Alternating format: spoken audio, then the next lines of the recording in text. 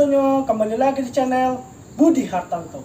Oke teman-teman, kali ini saya akan memberi tutorial bagaimana caranya ketika kita didorong orang lalu jatuh, tapi kita roll ke belakang. Bukan terlentang ya atau terbaring, tapi roll ke belakang untuk antisipasi jika lawan ingin menyerang balik ya kepada kita. Seperti apa? Saksikan terus Budi Hartanto.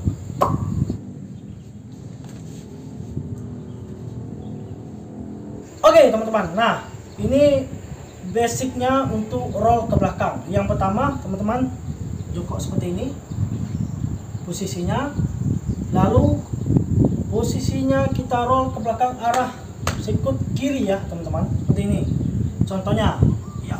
Masuk sini, roll belakang.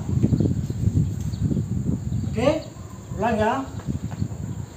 Posisi kaki gini jatuh, kaki kanan jatuh, tolak ke kiri ya.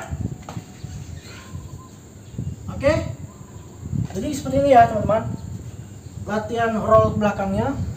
Posisi badan seperti ini, kaki kanan jatuh ke depan, lalu ontarkan kaki kanan ke belakang arah ke kiri ya teman-teman, seperti ini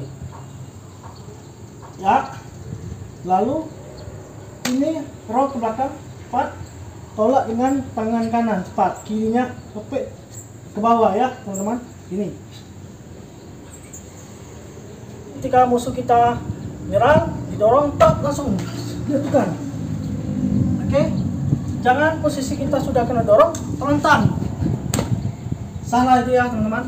Oke teman-teman, nah kita ulangi berapa kali kita latihan, atau 4 kali 5 kali kita latihan roll ke belakang ya. Jadi sampai bisa, sampai sempurna ya roll ke belakangnya. Jadi gini, posisi kita ini terus ini, kita didorong atau push, di lawan ngepush kita nggak kuat nahannya, kita terlontar ke belakang. Jadi pas terlontar belakang, top langsung nyerong. Oke, bisa ya teman-teman. Harus cepat ya teman-teman.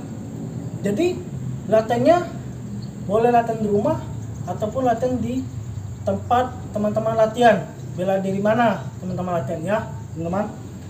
Jadi cepat, top, stop ya. Nah,